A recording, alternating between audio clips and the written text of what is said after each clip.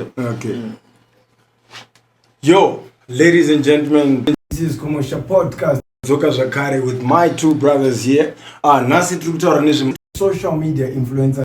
Anebasa Neas Nabasa. Yes, I am. Murise Gomes Gom. Parse. Bolato is good. Muris gonna say I'm good.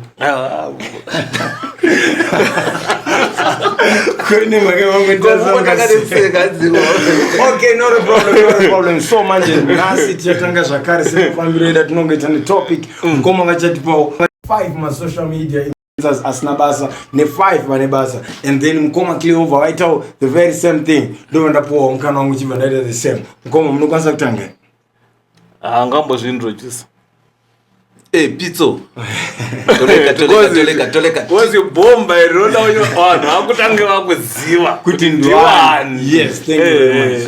Ndonzi Pizzo ka nongotera Pizzo. Kana pari pa Facebook munotera Pizzo Topics. Kana pari pa TikTok Pizzo Topics. Kana kuri ku Instagram Pizzo Topics. Yes, sir. Introduction manake yakanyanya. So vanonzi Mkoma Pizzo. So Mkoma Pizzo, we're going to give you this opportunity. Ndimchatanga kutipa 5 vamunoti ava vanebasa, and then 5 vastori nakana basa, people that are doing nothing. And can you also maybe explain kuti vamuri kuti vacho havana zvavari kuita, what are they doing according to kuona kwenyu? My celebrities. I don't think it's my celebrities. But avana basa. Tukuti my social media endless. My endless. But and even never know any information about content. So kune vanhu vanongo any content but you don't know content that na basa. Yes, the followers, the views are one, but content restore na basa. Restore na meaning at the end. Yes. Yeah, but most of these my socialists zvanita zvekuti varuda mari neku batasina basa. Okay. Ndaupa number 1 yevanhu vasina basa Kate Masomere. Rere joke chaira. Aunala. Rumwe watu Mike isomeze mahoro bichana. Kwa zvasura zvamuta kutopfura. Right. Kune magaimaka. Ngazana basa. Kate.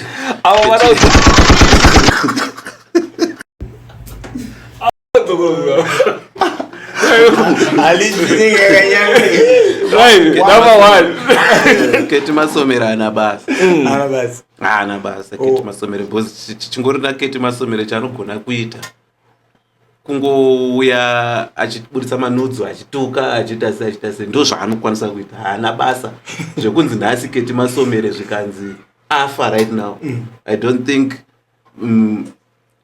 kunotoenda pasta achindoti ufambe zvakanaka pasi yanenge achitonyara kuti aise munamato paguva raKate Masomere. Number 2 maititi. Maititi havana basa. Maititi. Maititi havana basa. Yes, muruwanza Mkoma Pizzo. Vachindra nelist. Ukaona mukadzi anoti ndini role model yangu ndi maititi, mukadzi yeijoke. Hana basa. Kune magame muri kuti vana basa, can you maybe explain, because maititi munhu anozikamwa navanhu vakati so maybe you have a very good point you can explain ipapo kana kuti chimoto explain rai ipapo. Chinoitika kuZimbabwe kana kuti munyika matinobva memende chekuti vanhu vakawanda vanoda munhu kusvika paextend yekuti wadata seo social media. Ine ukana vanhu vanoda social media strike, especially kana vari vechikadzi vanoda social media strike, kuzvipublisha strike pa social media, uchizvimarketa strike pa social media. Vanhu ivavoka ndivo vanhu vanofarira vanhu vakaita sana maititi. Ukaona mukadzi wako achida social media strike zvekudaro strike, role model yake ndi maititi. Wanzwiza? Because unoda kupa example yekuti munhu wekuti anouya anditi oita zvaanoita 2 minutes akuchinja nyaya account akuita zvaanoita anoita because arikuda kamera. Zvese zvari kuita zvese ari kuzviitira for camera. Hapana dzidziso iri pazvino. Simaititi vaenda nechi bluebird pakoti, chakangosvika chi bluebird pachapakwa pavhurirwa door pachibuda zvimabhonzi zvinenge zvichifamba so zvichienda. zvinozodawo mubenzi kana mubhimda havasi vaiadvertiser for that secret company. even though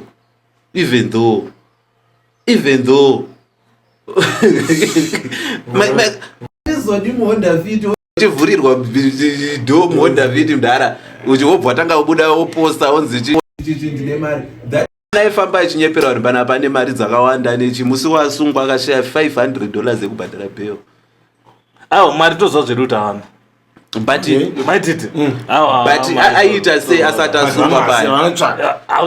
She's a hustler. No, maititi problem yawana ndekuti level ravanozvisa harisi riro and to the extent notanga kupa pressure vamwe vanhu vatone mari yakadarika yavo. Imagine vakadzi vana chiuyengana namunangagwa vanenge vakutoda maititi udaita samaititi. Zvinoti pana vanhu vatone mari yakadarika yamaititi vakadzi vanhu vanotothreatenwa nelife yamaititi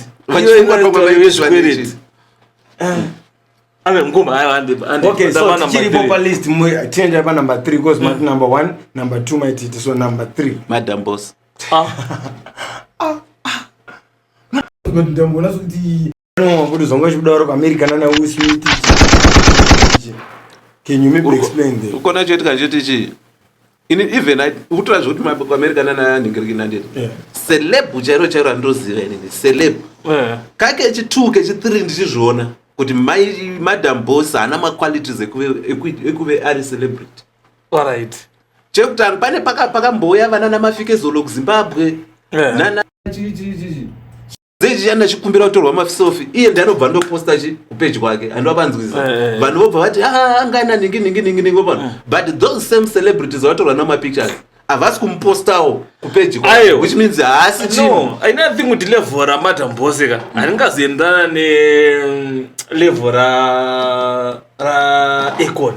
Akon angaposte Madam Boss paningi pake just because Akon kuna all right zvangofanana kuti Akon na Madam Boss zvangodi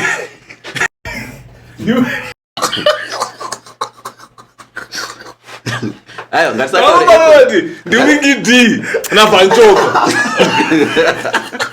There's no way Wiki D vanotwapisa na Vanchoka ainoposta page pake asi Vanchoka and very same second and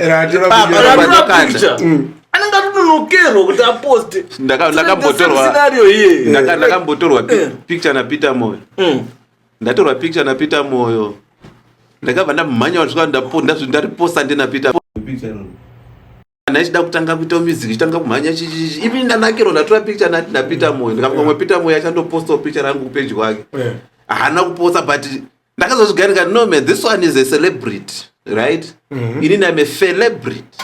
Saka tivanhu vakaita sei aiwa Peter Moyo nemi mudhara is same banana angofana Nina Peter Moyo angofana. No, Peter Moyo is a celebrity. Peter Moyo is a celebrity. No, he's a celebrity. Mwana we celeb. Kana itaura zvema celebrities ati Peter Moyo hatorimo mutopu 1 million. Hatorimo. Peter Moyo is just that one kind of a person anongongwavho achinyepera nemizi dzamudhara wake. Otherwise hapana haimbe hadi hapana. So ndine problem yevanhu vanotora ningiriki inonzi chi vanotora ini ndine vana vasikana. Okay. Right. Zvandavana vasikana ka unoziva kuti mwana wangu anenge atofunga pamwe chihure chinokuita kuti uendo kunze kwenyika uziuke uite so because inini even murume waMadam Boss chachaka even akamira apa ndikamona mutoreti muno wami ndokunomuti shahinda uri mutoreti muno because that guy hana backbone anotonge ndiye mukadzi wechitu kuna Madam Boss. I think pan husband anenge aripo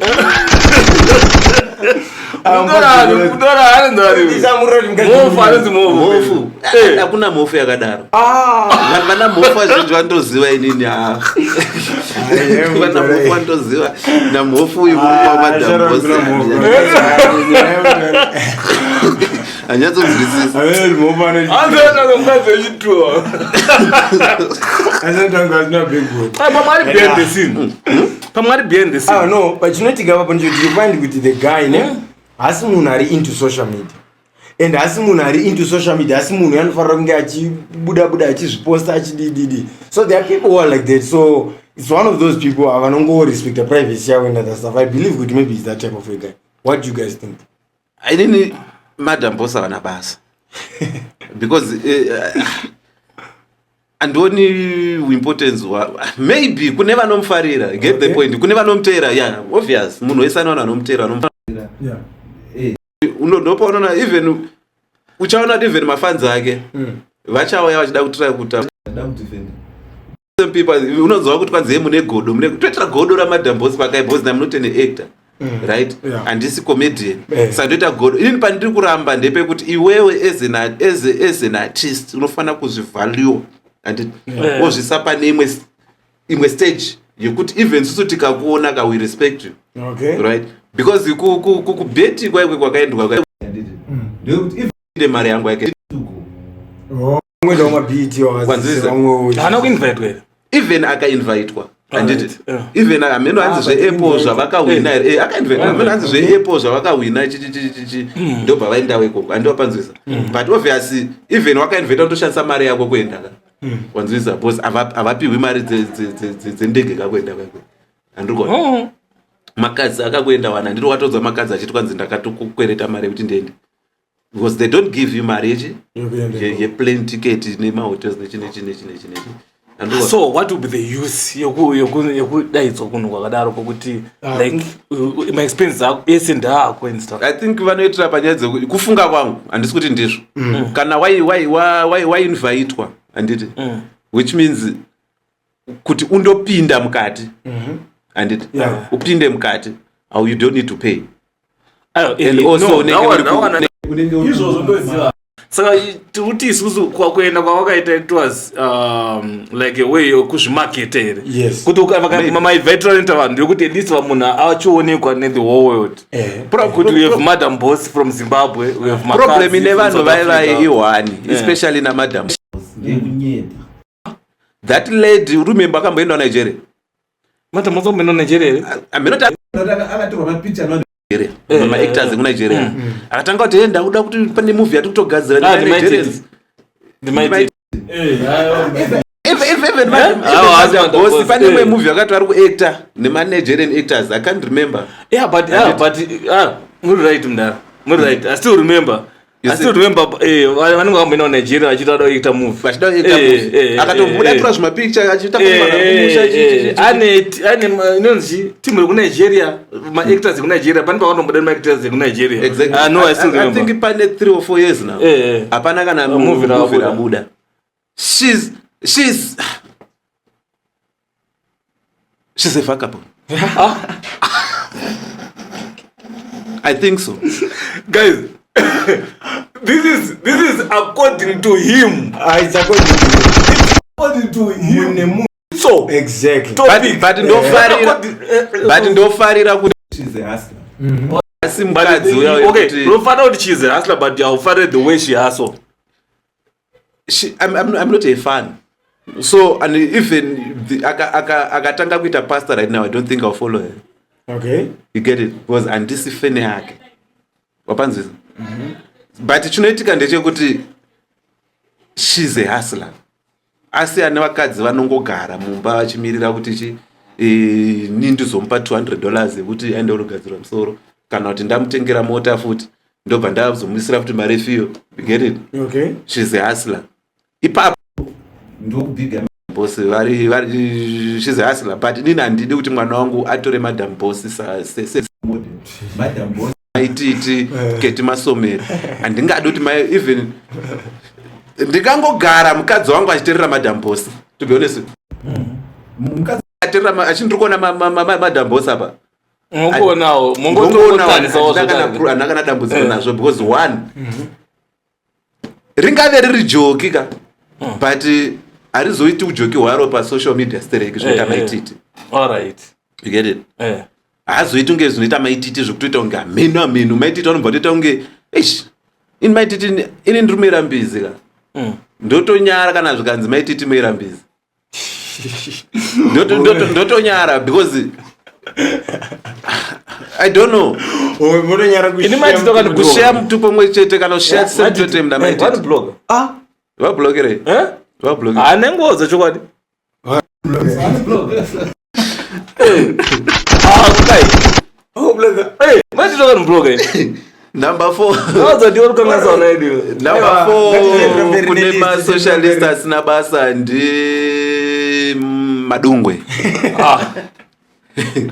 No, but I don't think madungwe tukamize ipapo hizi. This social kwake ndoko ngotaura. Zini ara sina basa. Na basa atingambodi kuramba mbere chendera tichingo explain nezvake boza munhu yacho. Number 5 pane vanhu na basa. Yeah, pane vanhu vasina basa pa number 5. Pane kamwe kapasta ke kanonzi chaplain watu kamukadza mndara amuri mungoro wakadzira amuri mungoro wakadzira kozi ndo vacho vanowanza kuda usocialist sterek kudarika vanhu kuda vanhu varume vaganhiri vanhurume vaganhiri ndingatoti munhu anoganhira kuvanhurume achiita zvinhu zvakadhakwa nditi Fred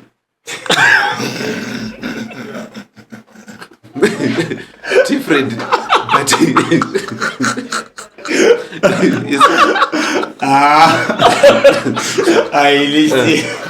maybe T-Fred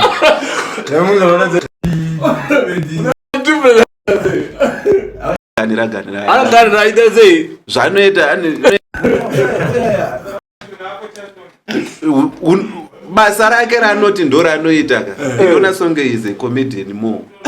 Alright. Because kana even church market ini tinotenda pa YouTube gaitira zvima clip zvinenge zvakaiswa nevanhu vachiti kunasikaita nechiona drama ndichitoseka musana mwana vaikisana mucheche uchinzi uyu arambwa. Okay, ladies and gentlemen, tichiri kwepapo so takuenda pa 5 vankoma pizza topics vacho vane basa because tabva pane vaya vasina basa takuenda pane vane basa vari kudzidzisa pavanhu pasocial media vane something chinodzidzisa pasocial media. Okay, saka mukoma pizza chiti pai 5 venyu munoti ava masocialist ari kudzidzisa something in the community through social media.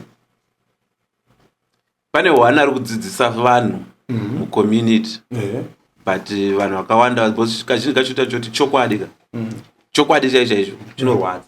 Okay, ende munhu wese even Jesu paiparidza pasi panapa ainge akavengwa unozotanga avengerwa ichi aitaura chokwadi zvinoita Shadaya. That's number 1. Pane vanhu vanokutaura pane vanhu vanodzidzisa Shadaya. Okay, namunzwa Shadaya chiti hanzi one drunk man is more intelligent than 5 women with PhDs.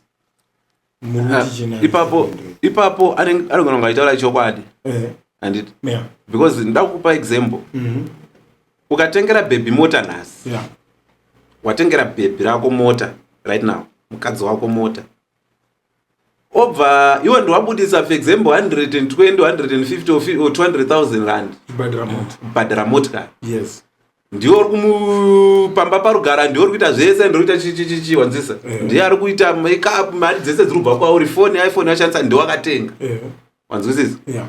Obva aita breakdown muroad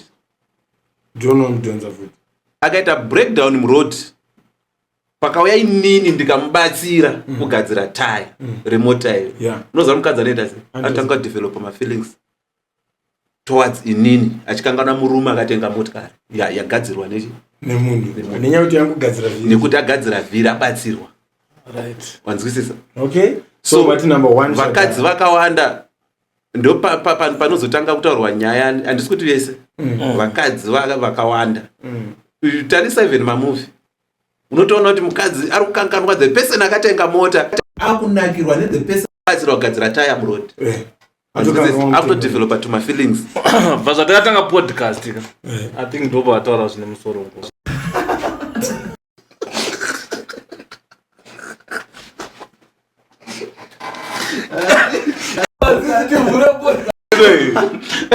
chimbokata ndo watimire tatozve musoro ndo hapana kana pambo katozve musoro kunze kweipapa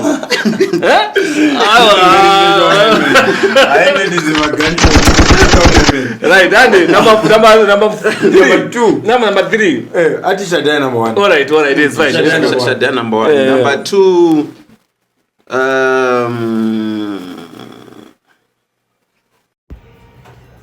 number 2 pane vanhu vanodzidzisa social media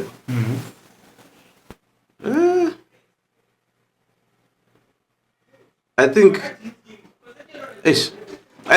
vapfana vaya vanoactana nacomic elder vanogona vapana unoziva zvimadrama zvacomic elder ka unogona kusadzidza anything but unonakirwa nazvo uri kuona hazvina bad influence yes tobva tauya mukadzi uya anoacta nanijo hamusi mangomuda here akarorwa akarorwa nangu akarorwa ndaraapika munhu yeye vanhu vese mukadzi anonzi ari mukadzi Patricia Patricia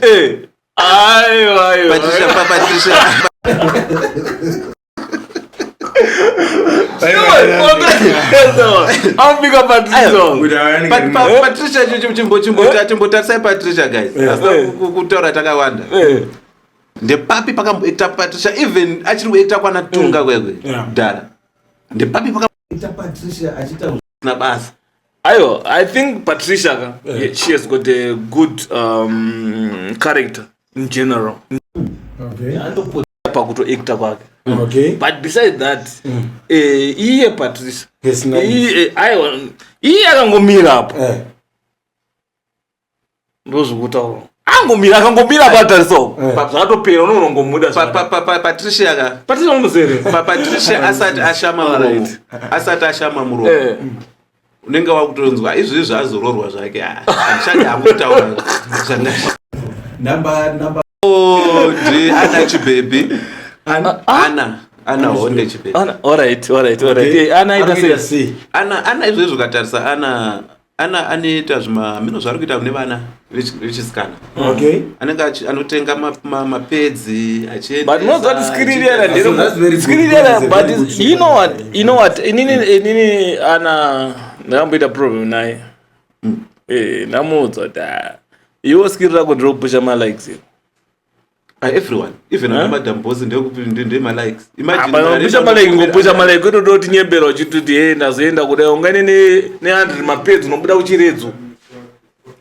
dowezotarisa kuti dowedza kuita sei 100 mapedzi unobuda kuchiredzo anokumbira mari yefiwo anokumbira mari yekudya anokumbira mari yechi mari yese pamwe yasvika 500 yese anena 100 mapedzi pamwe $30 doesn't make sense inawe kuti isusu ndo zvatengeta pakamera maybe anenge aine zvimwe zvakawanda zvinenge zviri kumota zvinenge zviri behind the scene kufungira kwangu kameka mwana kari grade 1 akabata pedi katanga unomwena umwedzo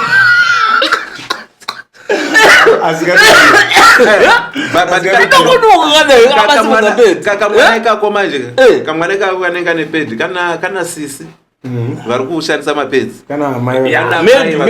maybe tikadaro kane vanhuwo vemuraini vasina kuinge vaenda ipapo papihwa vanhu mapedzi remember EFF Julius Malema pese pari kuita nhinge yake irali ukatarisa mustadium anenge every seat rinenge rine chibhodhoro chemvura ped chibhodhoro chemvura ped chibhodhoro chemvura ped why ari kuzviitira izvozvo even nevarume vachasvika vachigara ipapo anotorwa pedi ka even asingaride achasanganawo nemwana asina kuenda kurali ikoko kana kuti anga asiko anomupawo pedi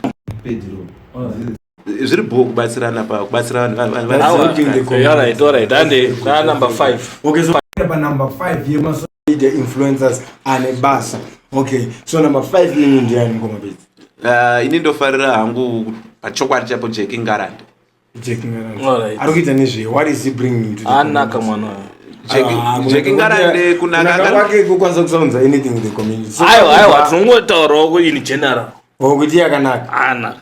Chekingara ndataura zvine musoro. Antaura okay. Ukambomuteerera chako chako. Antaura zvine musoro. Angobvabvauke anogona kunge ariwo imwe unongoza vakadzi vazhinji. Ya vakadzi vazhinji vane zvavanoita zvakawanda.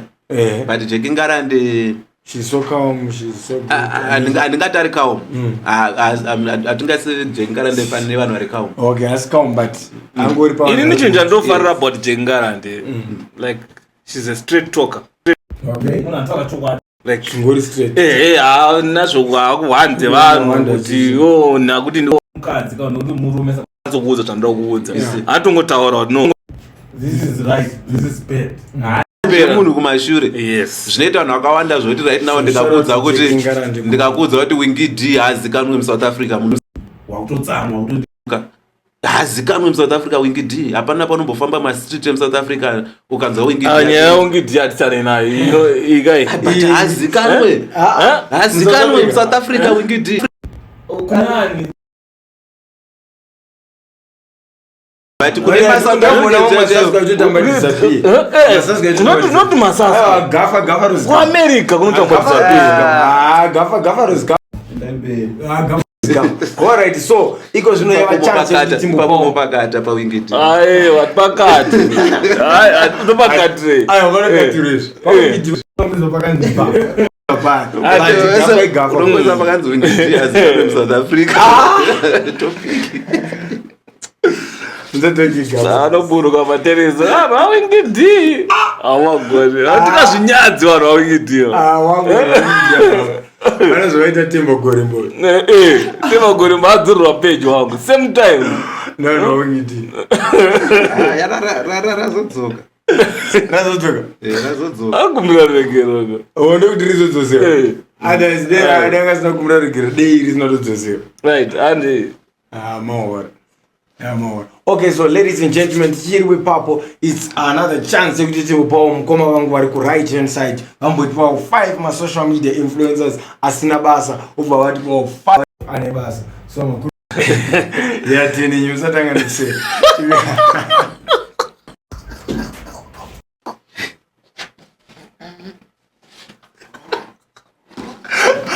Akomanaka alisi kwa nyama na alright. Even number 1 is I'm not uyu hana zvaruita. Alright guys. Handinsu isa like kana ndinotozva social media influencers kana chianzora. Alright. Munhu andoisa pa number 1 asina zvaarikuita. Asina basa pa social media zamani manje woti kana makonzi akakavharwa kana basa. Murume anonzi Chamisa uyo. Kana mukadaro munhu watakatarisira kuti pamwe ndiye munhu angatisimudzira. Chamisa. Angaponesa. Chamisa ndina believe kuti it's better delete social media yendo. Kubva ku Facebook kusvika ku Twitter. Ngadelete zvese haana chari kubatsira mberi. Why mjida? Why madam? Chamisa ari kupa false hope kwa neZimbabwe. That guy ari kugara musangano. That guy is on payroll. And achipa false hope one. Ubata. At the end of the day tikutambudzika. Tufunga kuti munhu achaita se anzani akaprocessa kuvana kuenda kuKenani Moses. And tichifunga ndiye Moses wedu. But Maya munhu asi Moses ndi Faro. What would you naye? I'm telling you. But indono Chamisa kana kuona uchifollow Chamisa is stupid. Kana uchiona uchifollow Chamisa funga Chamisa achati processa. Hakuna. Hati processa atiambudzi. That guy you know what? Chamisa is weak. It's just weak. Anakadzi zvamamutora murume wa Madam Boss ari muteereti. Na Chamisa hafani kupinda muteereti wakarume. Wani wao. Nini sekona kwangu ndona sokuti Chamisa ka. He has done so much. Hapana chakaita. Chakaita chi. Vankani vezira rake vakaita chivindi. Chongomira mamiriro achisi chivindi chiacha. Chivindi ndichakaitwa na Tsvangirai. Okay. Chivindi ndichakaitwa na Job Scar. Urubata? Yeah. Chamisa na chivindi chakaita. But kutombomisa iyo political party. Akutomisa vanhu akamfarira. Vanhu akamfarira. Vachifunga kuti kufarira chinhu chaicho vakatozona kuti no. uyu munhu ikoi itori atya zvaro rikutoshaya kokujambira hakuna mvura. Uri kuona chakanyanya kundirwadza pana Chamisa chinwani ndechekuti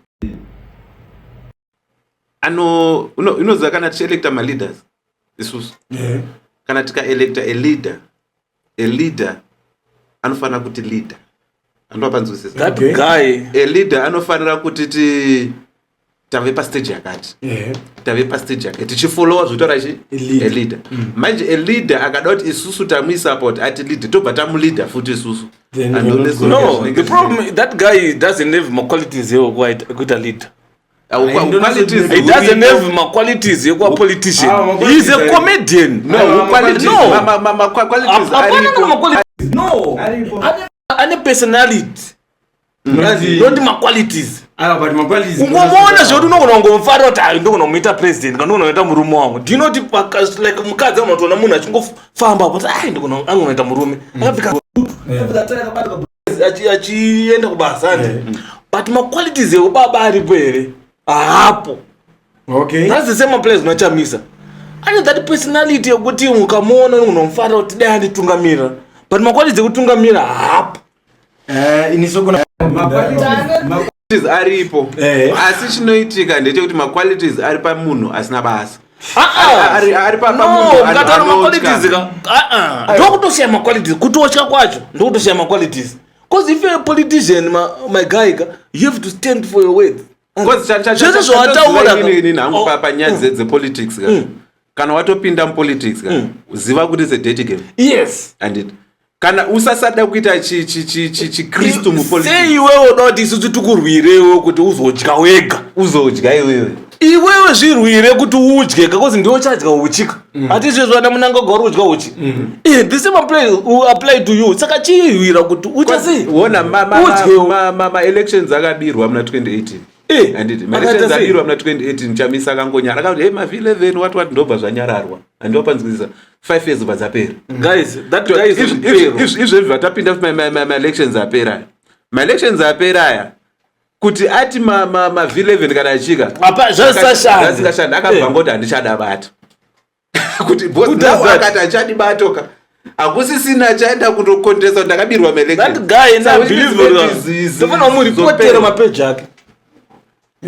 akakanganisa vanhu vakawanda akakanganisa vanhu dai vamwe ndinoti vamwe vanhu havatoende kubasa kana vatofungire ramangwana riri pana Chamisa kuti achadidunura murumuri kwaza uri kuona futi chimwe chinhu futi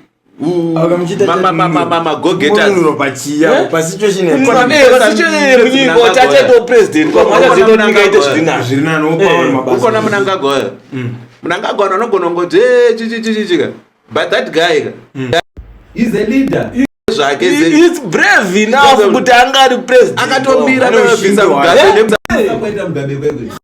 Mugabe atyisa baba akatomira Mugabe katika mvisa Mugabe nangu akatishandisa akati lead akatora nyika I salute Mnangagwa more than Chamisa. Even akaseta chinu Mnangagwa akaseta chinu but the fact that akamira kuti apinde pari qualities atinotaura kuti makwati dzonosoite God what God did this God did what God did this even Mari chaivo vana veIsrael vaitoenda kuhondo remember pavakakrosa gungwa vachienda vakuda pane pakazonzi vakuda kupinda muJericho ndokusvika mino zvakasvika zvikaitika ipapo hanzi vakatanga kuimba mudhara vachitenderera Jericho yese masvingo akadonha havana kungomira so kuti tichangoti kuti Mwari wachatipinza Goliath David anakuti akaenda attack get it but wapiwa vadzimi veZimbabwe vanewe Zimbabwe inewe Mwari unotenda Church of the Pastor Mwari vanewe but you still scared of government inenge iripo right. Number 2 mukategori raChamisa muna Makingwazi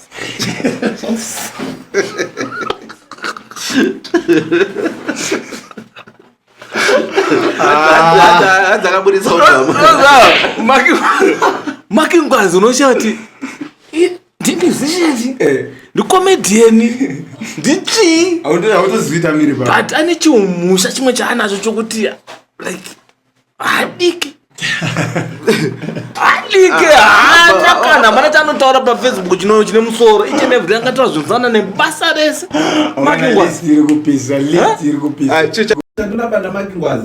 makengwazi nini angadai achitoenda even kuenda mberi ari kuenda vake mberi but angadai ari bostrek dai asina kuzotsvaga kudhara vanhu kuti vabate macheso bachindira chokuti anobhadhira tumanhingi toite nozi ito tumasocialist watotaura bhadhira tumari unoziva twezimbabwe tumabloga twezimbabwe tuya tukapiwa $20 tunotoresa nyaya pasocial media ana nyaya iripo wapiwa $20 chakutotenderera chakutoenda zimselebhu makengwaziva but kudai asina kubata macheso ongoita music yake achienda mberi because there's only one person ende chinoitika chekuti pana macheso pane vanhu 2 vanorwira macheso at this moment pane type section yevanhu vanofarira zvekudaro mastaunch supporters amacheso then kwezoti imwe section yevanhu vaifarira tonga imwe but vanofarira tonga imwe those people vanofarira tonga imwe avadi kuti neimwe competition ina macheso inenge ichinzi munhu ari kudarika macheso kuti munhu ari kukwizana macheso because chapter iyoyo inofanira kunge yakatovharwa mukoma munoedza kuti ndodzoti mukuinzanisa makengwazi namacheso kana kuti chiyantora iye ndo zvaanozvinoyaishiri makengwazi pana mori munhu abva kumusha wakazongoipinda pasocial media mazvadarika ande number 3 ambotaurwa but angonzi nyumu aiwa baba yaka Tifred makengwazi chamisa same WhatsApp group avana basa pasocial media swana kunyebera vanhu uchechi kwake kuya chakuti unochoti ha but unoona chinhu chandakazona choti problem do you know the problem aise vanhu vanomfollowa yes vanhu vari kumfollowa zvafanira kuti benzi rikauya richibvisa hembe mukarochirirapo rinobvisa dzese baba unondobvisa ambisa ningirini apa vanhu vakatarisa kudai riri musvo but mukarirova neshamu kana kuti dira mvura inomunyu anopfeka ipapo saka vanhu problem mafollowers ana Tifred ndo vari kumukanganisa Tifred is not that kind of person but vari kumukanganisa ngavamunze chokwadi wangu ka usadaro iwe ucharangwa but kazhinji kacho pane vamwe vanhu vanoti ukatarisa musi muno ukatarisa munyika matobva muZimbabwe pane vanhu vanonetsa kuvabvisa pachino vakadzi vanotera maprofita vakadzi vanotera ndo vanhu vane problem yevava ndo vanhu vari kukonzesa problem kuti vanhu havazotanga kuita zvavari kuita ane problem isingaiti ukatobata Fred right now unoona kutotukwa navanhu zvisingaiti chinondishamisa choti munhu ane akaenda form 4 akaenda form 6 akaita degree anogara pacheya muchechi maTifred kudai unyatsonyeperwa akatarisa zviri pachena kuti uyu munhu ari kunyeba uyu zviri pachena wangu unombotitera ndo yakazotaura kazvekadzisi according to this brother of mine Zimbabweans are the most Zimbabweans are the most educated fools in the world. Aiwa tiri mafuzi baba munhu anorizinga agare pacheya yechechi maZimbabweans muri kuzvinzirawo mega muri yeZimbabwe hanzi we are the most educated fools in the world. Haada kuti vamboti explain rapapo kuti zviri kufamba sei kana vachiti in the world the most educated fools. Mukoma muri kuti zamada tichipapo you can clarify. Ndia munhu avambona ne degree ari South Africa uzoita wete. Ndiani? No, I think this situation even ari ma conditions enyika yedu. Wanzwisisa? Munhu ane degree anogona kutora degree yotorisa mu wardrobe otogara for the next 5 years achindiri kumirira president kuti abve ndizotanga kutsvaga rimwe basa kuZimbabwe ko but asina chikoro saweeknew ari kuita mari iri mbavha inhau yekuti vanhu vakadzidza kuZimbabwe ka vakadzidza yes vanogona kutora chirungu yes vanoita vada kushamisira nezvinhu zvisina basa but are the most educated fools the whole world in South Africa here havana kudzidza government yemuno maitiri matakanyanya anoitwa nevanhu kwaitire vanhu matakanyanya muno vanhu vakasaswera vazvipisa zvese zvakapinda kuZimbabwe hakuna anoita izvo zvinoziva utanga iwe enda unofa wega iwe ita zvakati that's why right now 40 something years Zimbabwe iri kuenda down day by day ende chinhu chakagonekwa naMugabe chakagona chakadzi that's why mudharo yanga ari brain akaziva kuti vanhu ndikavapa education vanoita mafuza straight and we are mafuza zvekutodaro iri kupisa Zambia ine vanhu vasina kudzidza vanhu kuZambia vasinga kuZimbabwe but just go to Zambia unoti I am a political situation even though my political situation anditi vana Mugabe vakararama nguva yaSmith yaipisa zvisingaiti vakamira wanzisa vakaita zvavakaita vakatora nyika vakatanga kuchidzvinyirira wesusu manje vanhu vatema takudzinyirira tega but vakamira especially in fact generation yakazvarwa 1980 up to now ndo imwe inofanira kusikwa pavanhu vasina basa 1980 zvidzoko zvichiuya kunoko we are so awashed ne-social media kufunga kuti zviri kuitika pasocial media ndizvezvizvozvo ndozvokutongoita ndo life irikutofamba iri kuenda you get it hatisi kuziva kuti mangwana kune chandiri kufunga right now ndechekuti ndawana SOS here ndaenda ku-UK okay so mkoma mamuchiri wepapo mamuchiri kuti mati imimi T-Fred is part of the list yevanhu vasina zvavari kuunza in the community through social media okay saka tichiri papo tipei umutevera panumber 4 right asina basa vamuri kuti uyu chero akanzi maaccounts akadeletwa it doesn't benefit anything to the country or to the community any community ingave iri muZimbabwe hapana munhu andoti account yake ikadeletwa vanhu vaita free Tadelicious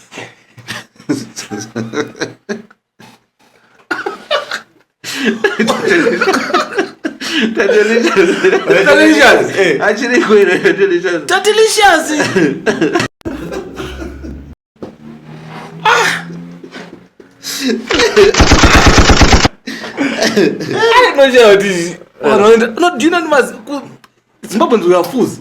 We are very foolish. How can you follow Tadelicious? How can you follow Tadelicious? Avana to follow wewe. Avana kutoripotwa. Kuti page ribani. Instead of comment apa page ra Tadelicious avana kutoripoterwa. Page ringari bhanu muZimbabwe. Nenyika dzese dzakatekesera especially mu Africa. Because what is he bringing to the nation? Nothing. What is he or she? He is a he. It's not a she. No, munhu asimukadzi wangu. Murume. What do you mean murume? Murume ngoza akasikwa namwana ari murume. Okay. Ari kudzidzisa nedu kuti chi. Hapana kana zvino. Hapana charudzidzisa nedu. Saka ni ndototarira Tadelicious sosana ndakatarisa Tadelicious. Munhu akaisa mazamu. Akabvisa sini nokuti ndiri murume that pride nenze kuti ndiri murume akati ayewa ina basa. I don't want that pride. Ndoita mukadzi. Iwo kadzaita rodaita varume. Ndoita varume wangu. Ati my equal rights ndiye kuti ndoita varume. Varudaita varume. Munhu anobvisa urume. Ada kutodzokera kuZero. Kutodzokera kunoti atopa kuhana dzokera kuZero baba. Aiwa Tadelicious amana. Aiwa Tadelicious apa ndabvumirana nemi mkoma. according to social media. Anotibatsirei, ana benefit anopa kunyika, ana benefit anopa ku generation, ana benefit yacho anopa kuvana vedu. Hakuna chaanobuda mukana make chinoita kuti vana vedu vaite something mupenyu. Hapana, ngori chongori kupopota ngoda zvechihure, ndazodana nauyu ndazodii nezvana vedu vachakura mahure nenyaya yavanhu vakaita sana Tata Richards. Namaititi number 5. It's the same thing. Maititi na Tata Richards angofanana chiro chimwe chete vanhu ava. Zvanotibatsira mumedo.